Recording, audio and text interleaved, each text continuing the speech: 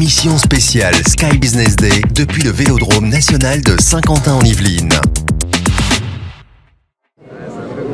De retour au Vélodrome national de Saint-Quentin en Yvelines, toujours pour cette 4e édition du Sky Business Day, la convention d'affaires de Saint-Quentin en Yvelines. Je vous rappelle qu'ici, il y a plus de 500 entreprises qui font des affaires entre elles, qui se rencontrent, qui se présentent. Et parmi ces entreprises, une start-up, Amazing Cube, l'ai-je bien dit? Ouais, pas mal.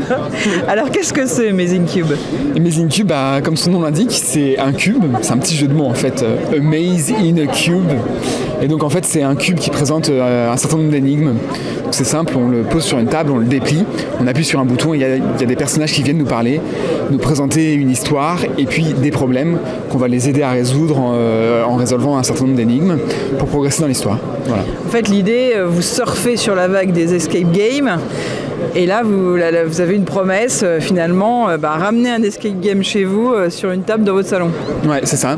Vraiment, l'idée, ça serait de proposer à terme une console d'escape game, une console de jeu d'énigmes que chacun pourra avoir chez lui et puis pouvoir jouer différents scénarios, différentes histoires, différents univers. Voilà, quelque chose de riche. C'est venu comment, cette idée ?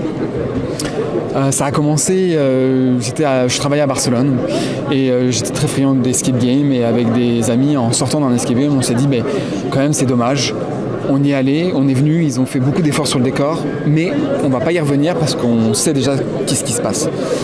Comment est-ce qu'on pourrait faire pour qu'on augmente la durée de vie de ces salles, de ces décors, etc. Et on s'est dit à Barcelone il y a plein de containers, on va mettre ça dans un container.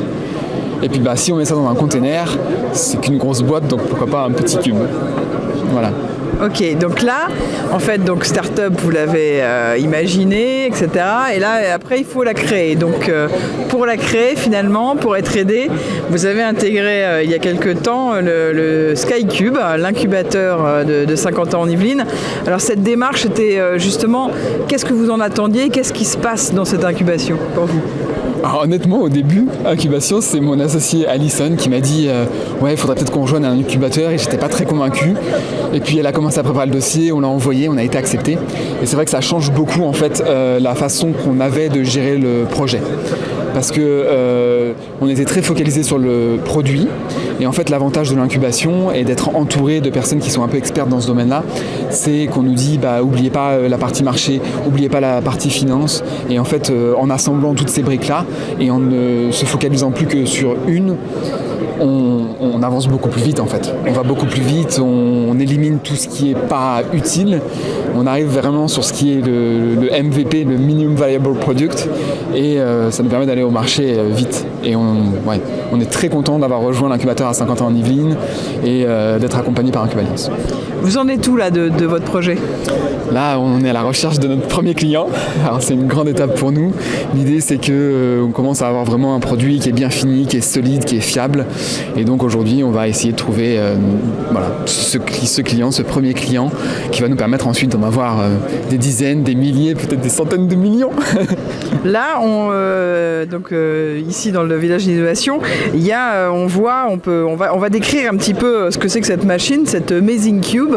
Ouais. Donc en fait, c'est des blocs, en fait, des espèces de pyramides. C'est vraiment un cube. Hein.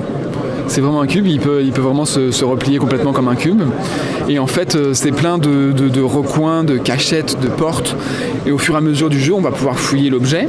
Certains éléments sont verrouillés, se déverrouillent pendant la partie, donc il crée un petit moment de surprise.